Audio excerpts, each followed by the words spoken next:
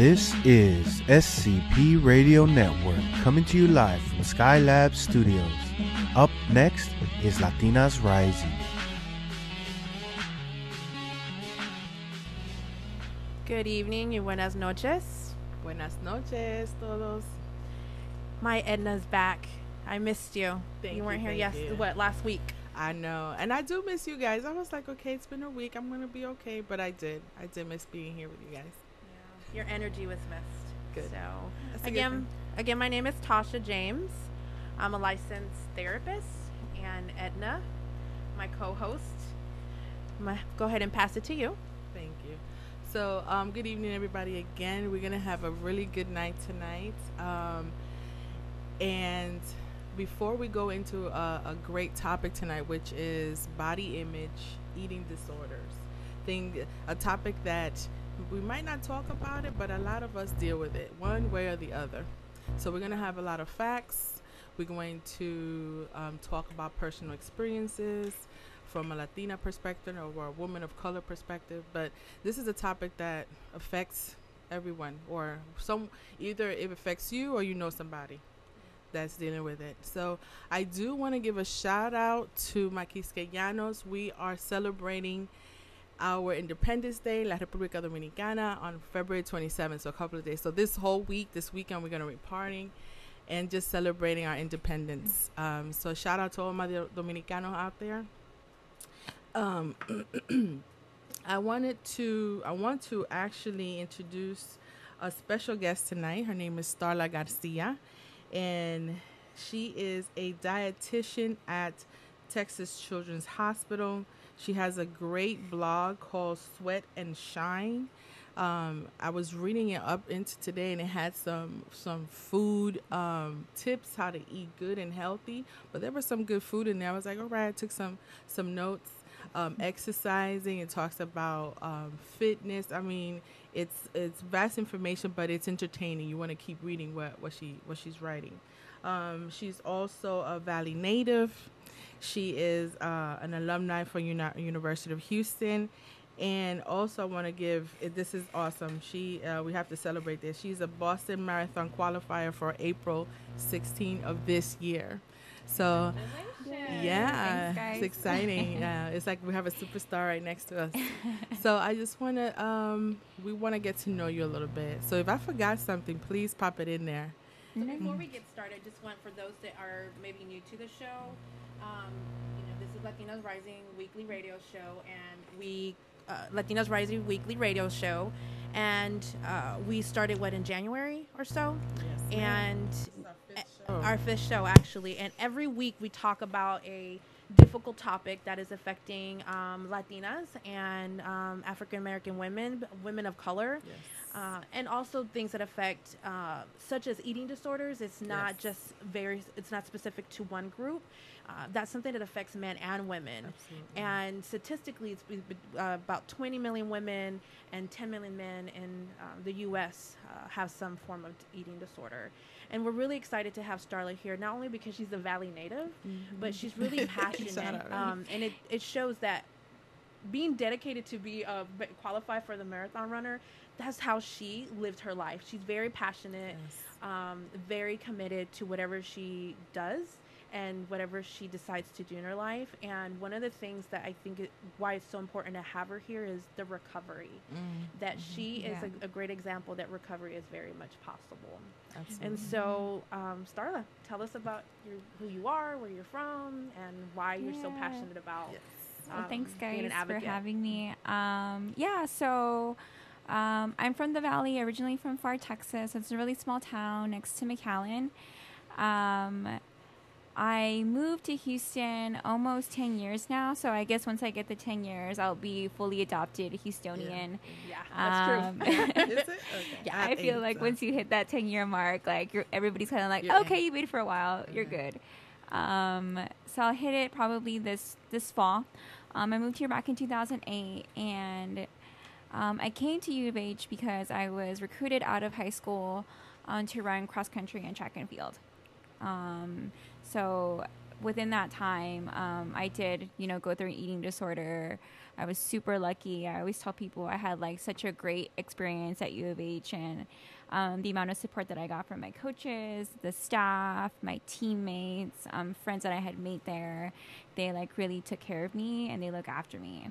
And so a lot of people don't know, especially that when you go through an eating disorder, a lot of the things that, like your care, like going to a psychologist, seeing a dietitian, having a doctor available, all of that costs money. And so when I was there, I was able to, receive help in that way from the athletic program. So they really took care of me in that way. And so that's how I ended up recovering, was because I had adequate care. Another thing that I really like to also encourage is that they were the ones that actually like pointed it out that I had an issue. I think I knew it, but like I was in denial. Like even like my older sister knew it, and she was like, you have a problem. But she couldn't really say it. I think like once people said it to my face, it made it like much more permanent and much more real. But my coach was actually like, yeah, you have a problem, you have this, and I need you to tell your mom and your dad or you're going home. And so he really just gave me an ultimatum of whether to go into recovery or to try and recover or go home and let's see what happens. Maybe you live, maybe you don't. Wow. Yeah, so I remember like going home and like telling my parents and like crying and everything. And then I went into therapy probably the next week. So I was really lucky. And so I battled with my eating disorder for about maybe 2.5, 3 years. Okay. So it was an interesting period. I got injured. I started using laxatives to deal with like that really hard stress in my life because I couldn't run. And I couldn't run, so I didn't have endorphins. I wasn't happy. I felt isolated. I didn't have my teammates around me anymore because I couldn't train. And so that was how I dealt with it even further. But then I started working at Whole Foods, and I went home for a little bit between that time as well. And I just started thinking, like, what am I doing with my life? This is not, like, what I'm doing. It doesn't make sense. I'm totally missing out on life, and I need to get better, or I don't know if I could continue another 10 years like this. And I had taken classes in college, ironically, on eating disorders because I wanted to understand why I was going through this. And my professor had said the longer somebody's in one, the harder it is to get out. Because it's habit driven is one of the things that why it makes it so much more difficult to treat.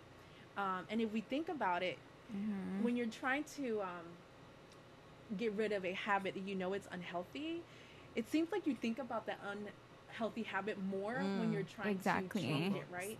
So if I recall, because we had a panel, and this is not our first time meeting with you. Exactly. You talked about how people, because your diagnosis is what? My diagnosis initially, when I was younger, was disordered eating, and then it evolved into an eating disorder. So it was anorexia restricting type. And then it also became over-exercising. And then it became bulimic because I was using the laxatives to purge. And so when you kind of go into these different areas from one side, you become what they call eating disorder not otherwise specified. And so I was in that gray area of so kind of teetering between them, right? Kind of interchangeably. But I remember you saying that there's this idea or myth that you don't think about food. You're not trying to think about food, right? But you're really obsessed with your calorie intake, and it's really the opposite. Like how much you're eating, depriving yourself. Tell us a little bit more what that was looking like for you before someone noticed. Or maybe they noticed and maybe they didn't know how to confront, like, hey, I'm really concerned. Yeah. So that period, when I was like really, really in it, it was like really dark, very lonely. I was always cold. So I had jackets to cover me because I had like no body fat. I had no menses anymore because I didn't have enough fat to create those estrogen hormones, which is also super important for women. Another thing that happened was because I was starving myself. And so, like, just like any other person, when you're hungry, you become hangry. And then all you can think about is food, right? And so it was almost the same thing. But because I was restricting, I was always like self-loathing almost. And then I was like so irritated at everybody. Like, why is everybody eating this around me? Like, don't they, you know? And coming from a Hispanic family, we celebrate everything around food. Yeah. And I know our parents, you know, if we having, we'll make an excuse just to have a party or just to, you know, cook. Yeah. How was that for you? I mean, and your parents, I mean, did they ever say anything to you? Did you hide it? Yeah. What was that? So that's a really good question. So whenever I would go home, like in between like breaks or like whenever I was home right before it started, I would basically clean out their pantry. Like I was like obsessive. Like I was so afraid that if like one day I woke up and I got so tempted to eat like a cupcake and it was there, that I would like get fat the next day, or like I was just so afraid of losing control. So you will hide the food? I would just throw it away. Yeah, I would just throw away a bunch of junk food or food that appeared to be unhealthy. Yeah. So they already expected it. As soon as I got home, I would start cleaning out the pantry. Or I would watch my mom cook. Or I would cook or something like that, or cook for myself. And like during therapy, like they also like encouraged that I help cook as well, just as a way to like maybe start doing like changing the behavior. Yeah. So I would cook, or I would watch my mom cook. We would help each other cook. I would always go to the grocery store with my mom because I wanted to see what she bought. Is this before, even way before they found out, or this is kind of like they this become is kind aware of it during, it was kind of during already. Because when I was disordered eating before I left for school, I was like not really eating bread or like starches, like stuff that we assume makes us fat. And this was just me not being very like educated on it either, like what makes people gain weight. Now I know as a dietitian. So now that you are a dietitian, and so you know about healthy food, and you are your own expert of your life, and you had your experience with the eating disorder, and you saw the process that you went through as a young adult with your parents. And I bring this up because, of course, our parents wanna help us, wanna love on us, but maybe they don't know how to. They don't know maybe what questions to ask. So, what will you tell parents out there, moms, or what should they look for? How do they support when they even think that there's something going on? What are the right questions? I think the right questions would be, again, like taking them to the grocery store, continuing to expose them to normal food, whichever kind of food that is, like maybe having a nice variety, like healthy food to satisfy that person and to meet them halfway, but also like not being afraid to have like a piece of cake or a cake in the house, because that's normal too. It's a normal way of life. Or like a bag of pan dulce, I guess, for us, right? Not being afraid to have that around, and you should have it around for them. Another thing would be like, if they taste something, don't force it, because it only makes them feel worse. Like everybody's noticing now that I'm eating this, so now the attention's on me. Now the attention's on me. So there's already shame and guilt. And Yeah. then to have that attention directed.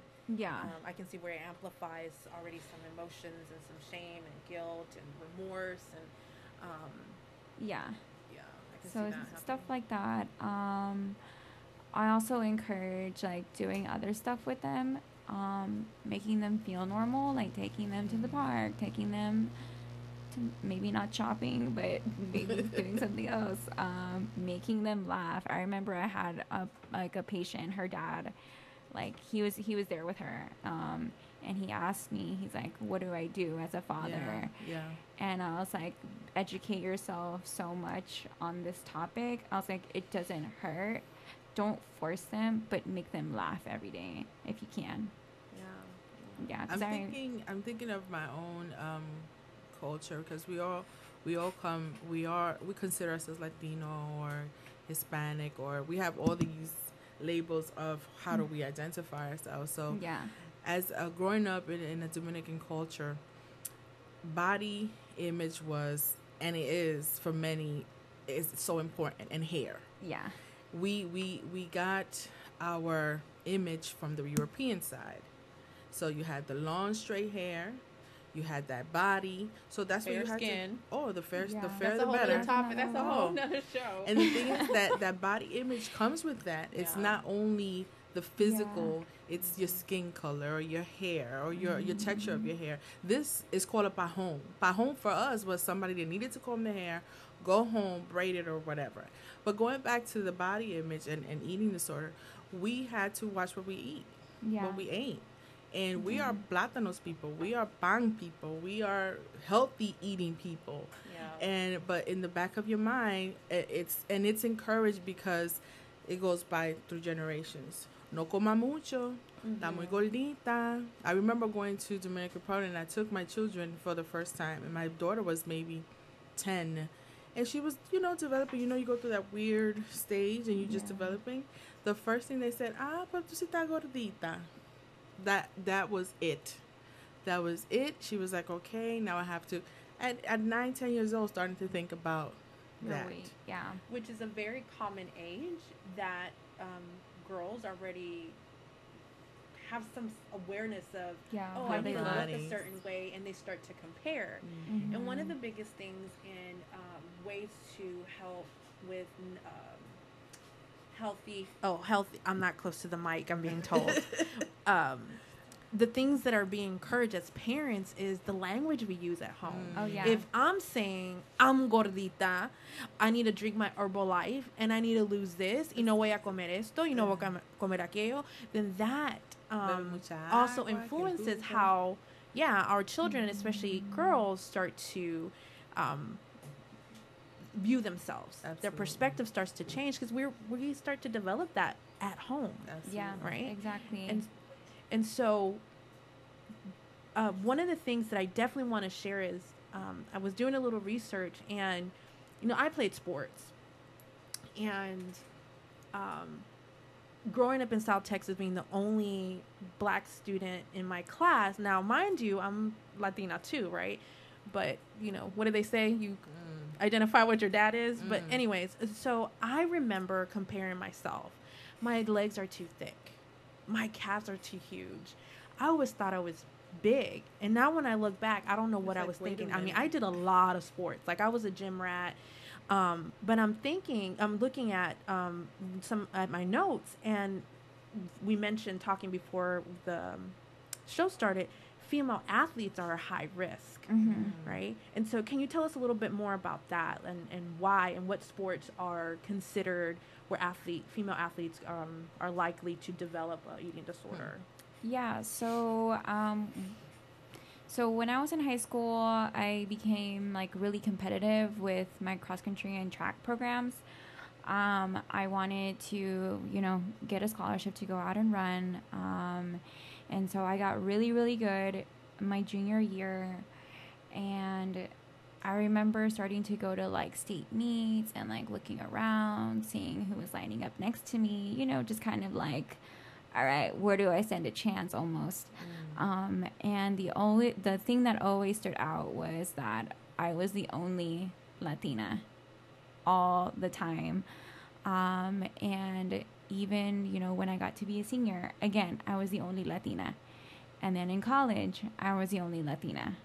So it was my body was different from everybody else's, the way I ate, the way I spoke, my hair, the way I joked around with people. It's a whole cultural, thing that was happening, and I couldn't understand it. So what ended up happening was I felt that if I wanted to be really good and just like them or better, I had to look exactly like them.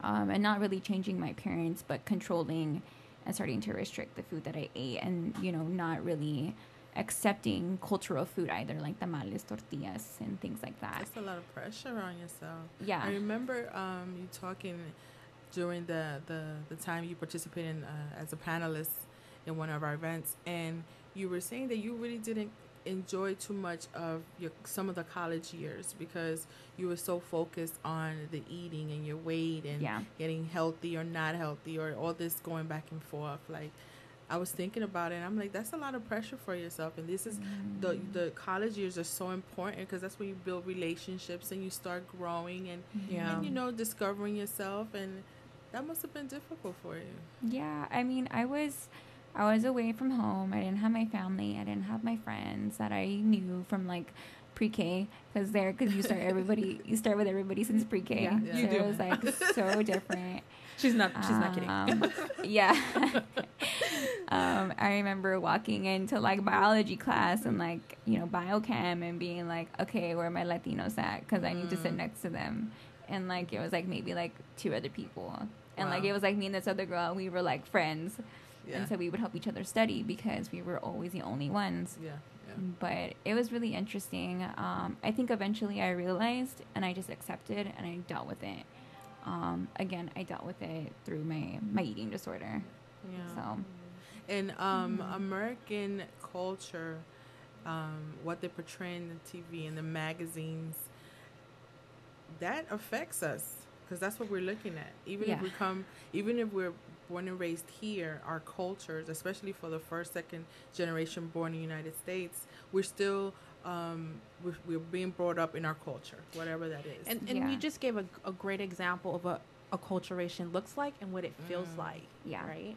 And so if we think about it, if I recall, you were the first, like your family's educated, but you were actually the first to go away. Yeah, right? I was the first one to leave at 18. Yeah, and so here you are in the middle of, this is who I am, but who I am is much smaller in this space, and so how do I fit in, right? Yeah. And so you're teetering between the two, and what's going to be much easier to identify, but in the process we end up getting lost, right? Yeah. And what sounds that happened, and then the eating disorder also progressed.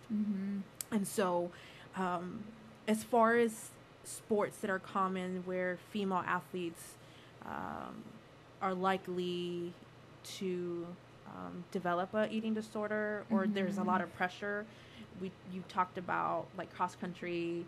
What other sports is very common for female athletes?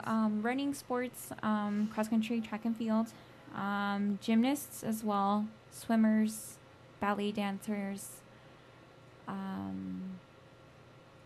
Who else? I think dancers, equestrian.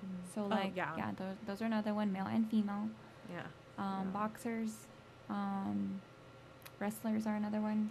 And I could say dancers, the high school dancers, they have to do all these athletic moves, and they have to have some type of weight not on them. My daughter was one of a dancer for her school, and that was a biggie. You couldn't be too big because of the uniforms, or if looking at somebody else, and you just had to stay fit. Yeah. And so you've been in recovery for how long? I'll be 6 years next month, actually. Fantastic. Yeah. So it's like, I was actually writing a blog post for a larger blog that I contribute to, and I was like, wow, I'm going to be 6 years next month. And so that's when I had already gained the weight at that time, but I threw away my laxative pills. So technically, 6 years. Wow. That's a celebration right there. Yeah, it's really nice. And so how did therapy help? Because let's consider the barriers as minorities. That we don't go to therapy. Like, you either pray it out or you go to a curandero, right? Put some Vicks on it. Some Robitussin on it. El Sprite. El Sprit. No. And so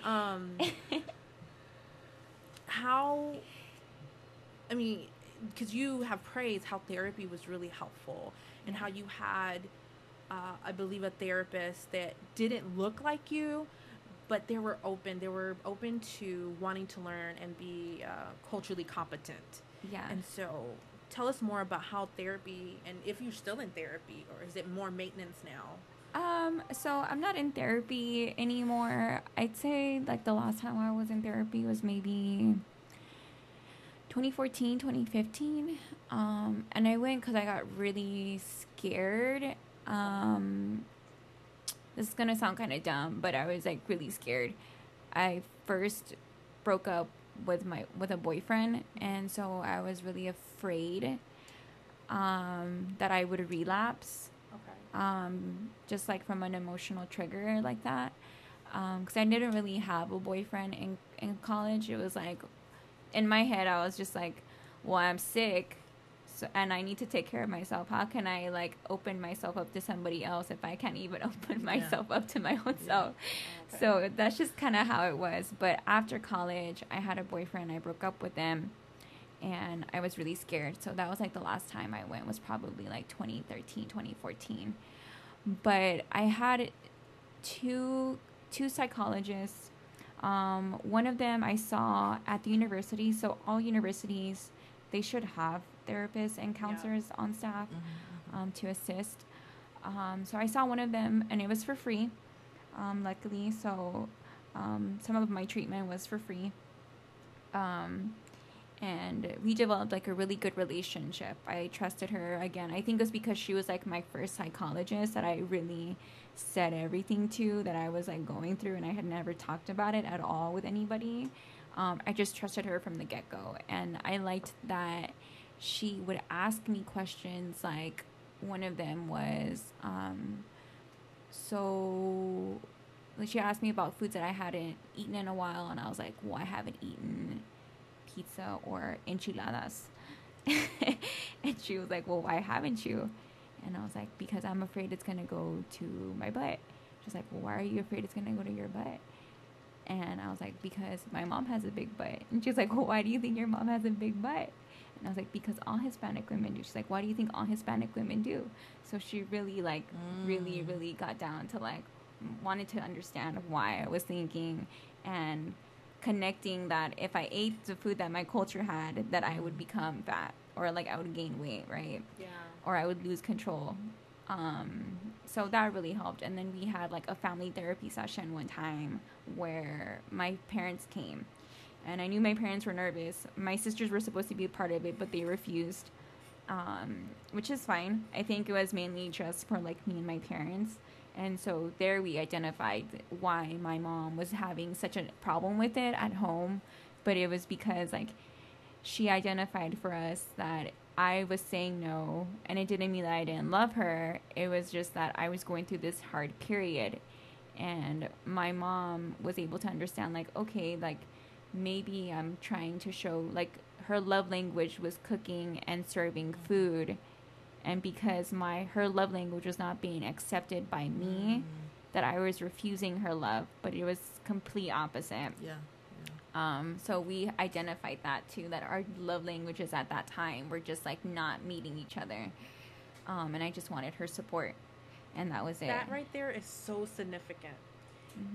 And going back to what Edna was saying, that in our culture, we express a lot through our food, right? We express a lot through food. And as a clinician, we are taught ethically you're not supposed to accept things, right? And there's a dollar amount that you can and cannot. Yeah. But when I'm working with my people, right, if they want to bring me un taquito, I will accept that taquito. You know why? Because that's going to establish rapport, right? Yeah. That's our love language. And so here you are, right? So your mom is like ofendida, right? No me quiere, no quiere mis taquitos. Am I not a good cook or whatever, right? Yeah. And so that session was so significant because it was not about you, Mom. I love your cooking. I would love to have your cooking, but I'm struggling right now, and this is why. And so what other setting could that potentially happen if it wasn't in therapy? Yeah, right? Exactly. So that was really helpful. what else? I did have a therapist, and we just like did not get along, and she kicked me out of her office for whatever reason. It was just very hard for me to trust her. And this was like after 2 sessions, and so I like was kind of like, okay, and then I just got my things and I left. And the reason why I saw that one was because my therapist had already graduated from the program, and she was now her own PhD psychologist, right? So she had opened up her own practice, and so again, I had just gone and like told my coach like, hey, like this is not working out. I'd really like to see my own therapist, and I don't know where that came from, or like where I even got the courage to ask. But he was like, well, he's like, let me speak with the financial officer, and we're gonna get it paid for. Wow, that is awesome. And so and eventually we got it paid for, and per session, I mean, because I was a student, it was discounted, but regular price per session, sometimes they can run 150 or more per session. If you have to see your psychologist every week, that's like people's like mortgages almost. So that was like a blessing that happened to you. Yeah. You said 3 things that are part of healing from that, and one of them was educating, like knowing what's going on, why is this happening, the support from either your counselor, your therapist, your parents, your loved ones. And then another thing you said was self-aware. What is happening to me? Why is this going on? Yeah. What can I do? And I think that starts healing, right? Yeah, it really did. Educating. So I even like took a class on eating disorders, because I was like, I need to get to the bottom of this. Like, why did this happen? Because you knew something was wrong. You just needed to know what can I do with this? Yeah. So I didn't just like want to just be a patient and like, all right, just do whatever. Take it at face value and not do the work yourself. Yeah. Because I was even so depressed at a time, like at one point, and I look back like, I probably should have been on meds. But my psychologist was like, I think we should refer you to a psychiatrist and put you on medication. While now I'm, as somebody that works in healthcare, I probably would strongly suggest that for my patient as well. But I think once I had started the recovery process and going to therapy, I was like, okay, there's no backing away anymore. Like, I've already said it to everybody. It's already out there in the world. I have to get through this, or I'm going to die, basically. So I knew that I had, life, really. Yeah, I really knew that I had to, and I wanted to get better, and I think that was another piece of it. Even though I was like so scared and so in limbo, I knew I wanted to get better. I knew that I couldn't like allow it to grab hold of me and then kill me eventually. Because the sad thing is that people with eating disorders, either it takes them, so they die of heart failure, or again, they're so malnourished that body systems just stop working, or they get on a peg tube and you get an infection and you die, you break a hip, you die, or you commit suicide. So it's a life. So for a life thing. Yeah, it actually has the highest mortality rate, because it's more direct. Yeah. It's like self-inflicting. Yeah, self-inflicted. Yeah. Opposed to someone that may be bipolar or has depression. That's the mortality there is behavioral based. Where here you are directly really depriving yourself and kind of speeding up a process to get there. An unnatural process. Unnatural exactly, process. Yeah. Maybe self-inflicting is not the best word, but it's almost like that. Yeah. So I kind of like knew and accepted that I had to. And then self-awareness, like I think the things that I did that made me so self-aware was that I read a lot, not just like academic stuff or like on eating disorders. I read like just a lot, because I was like, I need to just get out of my head. You was crying for help, but you was like, I'm gonna get myself out of this. Yeah, like you were being proactive of what I need to do for myself. Yeah, I would remember going up, like I had like a balcony on my apartment complex at school, because I lived on campus. My dad was too afraid for me to like live by myself off campus, so I had roommates, right? And so I would go up there. What else did I do?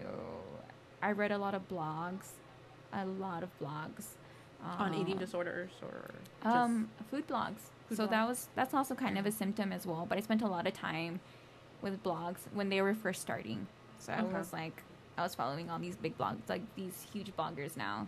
If I recall, weren't you like saving recipes? I was like saving recipes too. Like I was obsessed. Um, and I listened to a lot of music. That was another big one. And because I spent a lot of time by myself, I think that really helped me also get to know myself better. Like, what does Starla like? What does Starla like to wear? What kind of music does Starla like?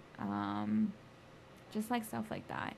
And that's like self-discovery at the same time. Yeah, yeah. So it was So like it's a like you were very growing out of this into someone else, really.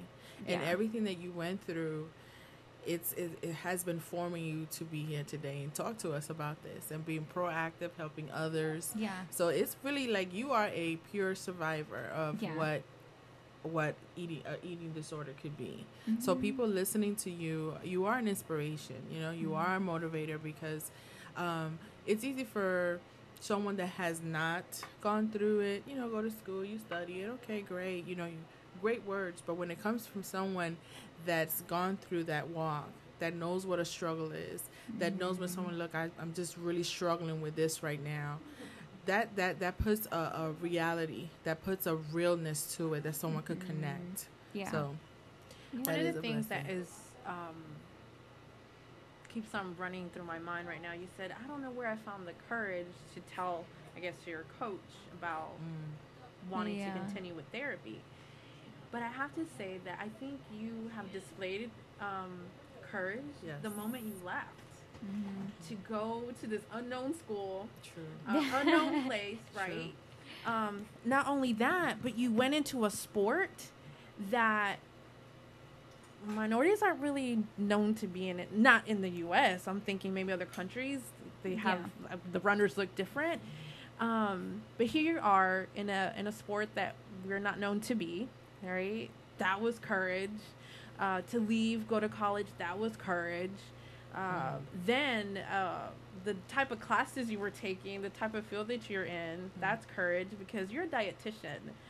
I'm thinking, again, going to food, like, what do you mean you're a dietitian? There's nothing wrong with our food, right? And so, But you have some real recipes on your blog. You should talk a little bit about your blog because she had like real things that you and I could like talk. Because you know I'm a voluptuous young beautiful woman, and I remember transitioning, and I had a lot of. I'm not gonna say I had a lot of. I'm not gonna say I had an eating disorder, but I had a body image situation going on. And after I had my children, I was late 30s. I'm not gonna tell you how old I am, but in my late 30s, my body shifted because of my stress. My thyroids got removed. It was just, you know, in your thyroids, that's where all your hormones are at. So my body just, it hasn't been the same. Right. So for me to go through this person I was before, and it was a huge transition into this now what it is today, I struggle with that all the time because I had to struggle with, okay, this is not me anymore. And I didn't have to, I was the type of person that I would work out, but it was just a natural thing for me. It wasn't like I have to lose weight. It was just part of my life. And I would eat what I wanted, and that was okay, per se, which I thought. But then all this stress started happening to my life, and then my body changed. So I had to get used to this new person. I couldn't wear what I used to wear. I couldn't do what I used to do. You know, and I am taking care of myself because it's a health issue, but that was strong. And it took me a while to embrace what this new Edna was. So just thinking of how the changes in your body starts happening, and then it's like for me, it was like a silent torture. Like, I'm the only one dealing with it. I can't really talk about it. And I'm the first one to be like, no, girl, you look good. And I'm inside of me, my God, and you feel this way, you look this way. You know, it's just this inner thing you're going through. So for us to even sit here and talk about it, yeah. Big thing. Big thing. So the blog. Tell us about the blog. Yes. Please do. So my blog is called Sweat X Shine. I started it almost 2 years ago, right after I got my license to be a dietitian. The whole time I was studying to be a dietitian, I was like, I just want to get this exam over with so I can just like move on with my life and start doing what I feel is what I'm supposed to do. Yeah. And so I started my blog. There's a lot of fitness, running, a little bit of athleisure or like style. Okay. And then like nutrition stuff, so like tips on like healthy eating, healthy snacking. If you want to become more plant-based or eat more vegetables, it's also on there. Events that I had, wellness tips, just stuff like that. So we actually have you right up on the screen. Oh yeah. Right there. Well, She if you can look see it behind over you. there. Oh, fantastic. Okay. Yeah. That's it, right? Yes. Oh, So a lot of my awesome. blog right now is like revolving around me going to the Boston Marathon. So like, what am I eating? How am I refueling? Stuff like that. I tend to get a lot of questions. Like today I had one on like, what kind of plant-based protein do I use? And why do I recommend it? And so stuff. Awesome. So proud of you. Thank you. You're awesome. I Awesome think sauce. I think it's really interesting that people want to know that stuff. But I guess when you like, you put yourself out there because you want to be out there, people are going to come and they're going to ask you stuff. Let me tell you that I would like to know more about what you were saying about plant-based protein, because one of the things that I'm doing with myself is trying to find out what's the life-changing foods that I could start doing, because I can't tell myself I'm on a diet because that doesn't work. It's a life changer.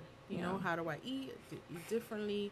If I eat differently, I have to incorporate my family in there. Right. And one of the things that was very good for me is eliminating meat. Again, I'm discovering different things that work. And one of the things that we're meat eaters, and we do eat, we need our protein. So why don't you tell us what type of protein, plants, or foods we can eat? So, plant proteins, those things are going to be stuff like tempeh, tofu, beans, legumes like lentils, peas, things like that. Edamame is also one.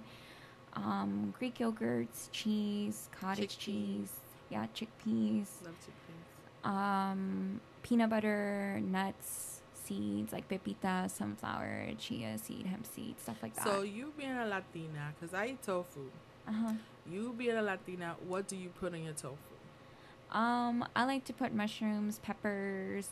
Sometimes I'll put some tomato sauce in there, make it kind of like a guisado. Okay.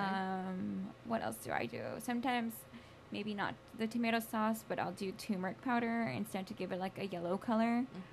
Sometimes I'll put it in curries. It just kind of depends on what I feel so you're like. just exploring and Yeah. trying to see what. Again, I think I extract a lot from like all my blog reading that I did. So I think I just kind of like learned from those blogs. So I'm actually like vegetarian. And so I became vegetarian probably like 3-4 years ago, because I think even like when I was already in recovery and I was still eating meats, I was kind of like, this doesn't really feel like me. I don't feel like I'm standing in my truth with my foods. And once I became vegetarian, and now I'm pretty much vegan, to be honest. I really don't have a lot of dairy. difference? So vegans do not have any animal byproducts. So like eggs, cheese, dairy products, none of that. So it becomes a little bit more limiting, or we think it's limiting. But I think it's just all about like learning how to do stuff. And I think that's the biggest barrier for a lot of us. Because even when I made the transition over and I stopped having like fish, chicken, and meat, I think I ate like omelets every day for a while, and then I started, So slowly, exploring. gradually Yeah. you went into Yeah. that. Okay. But when I became vegetarian, I noticed that I entered like a much deeper consciousness. I became much more self-aware and aware of my surroundings. This is gonna sound kind of like way out there, but like my intuition just like deepened and it was heightened. So like people who were around me, I think I always had a really strong intuition, but I trusted a lot more. So like Sounds if like you became more in tune with self. It's like a cleansing. To me, it sounds like a cleansing. Yeah, it's been almost very much like that. And I described it to my boyfriend now. And he did it last year. He just woke up and it was like a new year and he was like, "Hey, I think I'm going to go vegetarian with you." And I was like, "Are you sure? Are you sure you want to do that?" So I don't have anything against people like still doing it. But he was like, I think I just want to really understand and learn more about myself and others. And I was like, okay, sure. Like, that's a pretty good reason. And so since then, he's like, I really feel like this deeper consciousness that you're talking about. And so you kind of remove yourself or extract yourself from very difficult situations, and you're able to look within with a lot more clarity. So it sounded like if not only did it work physically for you, but spiritually as well. Yeah. So thank you, Ms. Starla. Let's take a few minutes of a break so we can regroup and come back and wrap up a little bit. Thank you. Maybe you could put some merenguito or something just to celebrate la República Dominicana and la celebración de la independencia. Yeah. I'm gonna put a commercial. All right, here we go. Hey bartender, we need a round of shots. Do you want what everybody else is having, or do you want the best of the best? Of course we want the best of the best. Well then, Tequila Cazadores is the one for you. For those special moments in your life, whether it's a special occasion or just a day relaxing with your friends, drink the best of the best, Tequila Cazadores. Hey Michelle, my birthday's around the corner. I want to throw a big party and wow my guests, but I don't know what to do. All you have to do is call SCP for your DJ needs and Parties for You for your margarita rentals. They have the best margarita mixes in town. With these two companies, you will wow your guests. They will talk about your party for years to come. For your margarita rentals, look us up on Facebook, Parties for You. Or call 281-748-0057. And don't forget to mention SCP sent you. Together, we are the future of entertainment.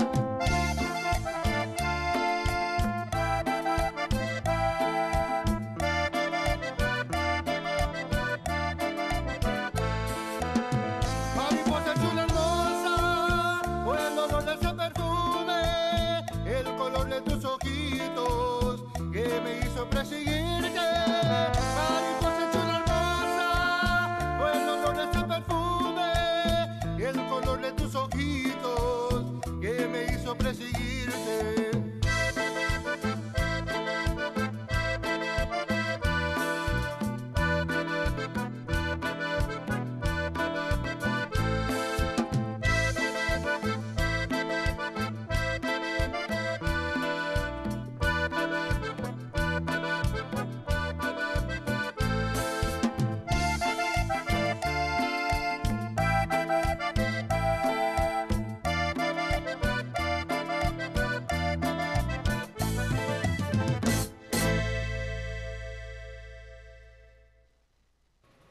We are back. Yes, we are.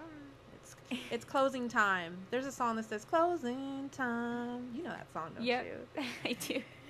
That's an awesome song. But we were having a really good discussion during the break. Edna's going to have a few words.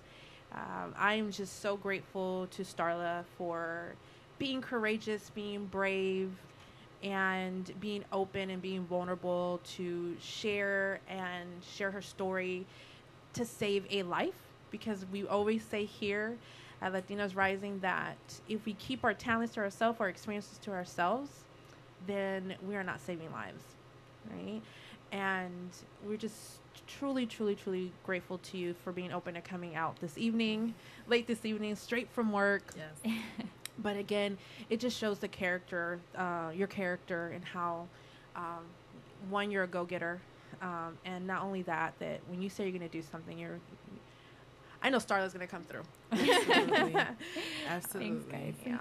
So I did want to highlight a few people because as we research, we come across so many things that are educating and empowering, and I found 5 Latinas that are activists and in our focus to educate and empower our young girls and our women to embrace who they are, their body, and they promote healthiness, being embracing your body, and just loving who you are.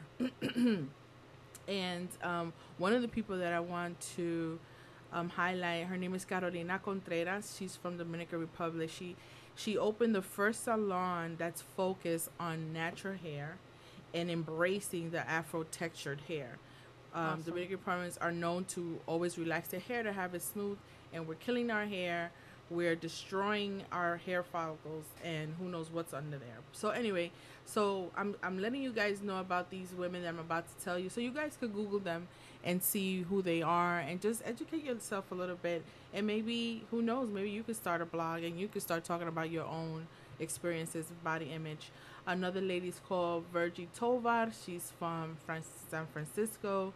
She grew up in a healthy home.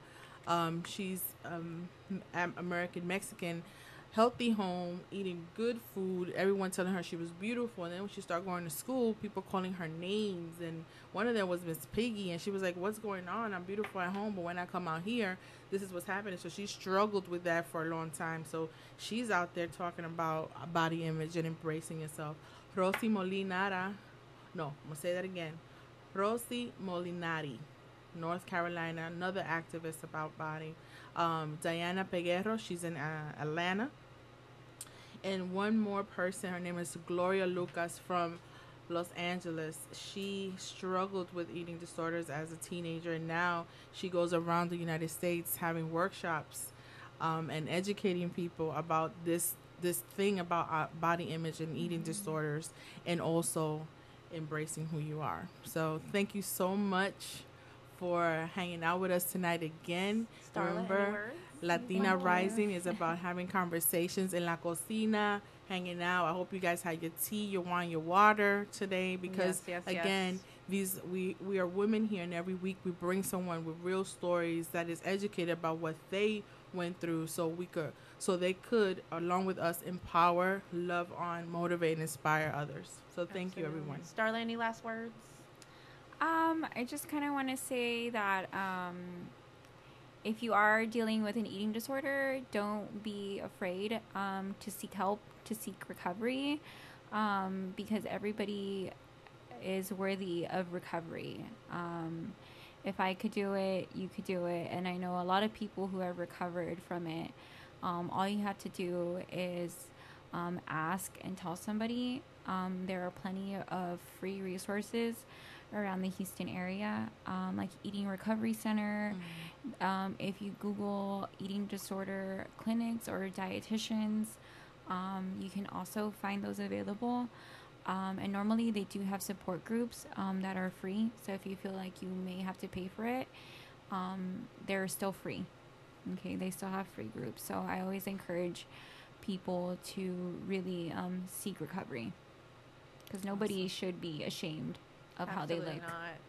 Absolutely not. And recovery is possible because you're here to demonstrate, and people can see that, yeah, it's absolutely possible.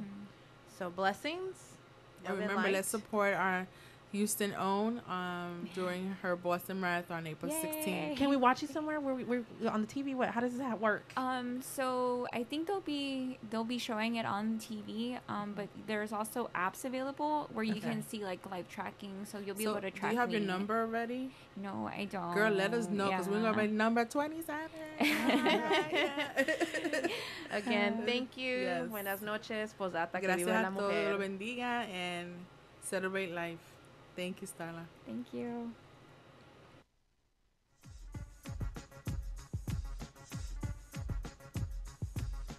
This is your boy, Light Jockey Mike, and I just wanted to thank you for supporting SCP Radio. That's the end of our show, but please be sure to check us out on spacecadetpro.com, where you will be able to watch our videos, find and like all of our social media accounts, and chat with us. While you are there, click on the radio tab, where you will be able to see the show schedule and all of the different ways to reach us. You can also listen to us from there if you are on a PC or laptop. Thanks again, and remember, we are the future in entertainment.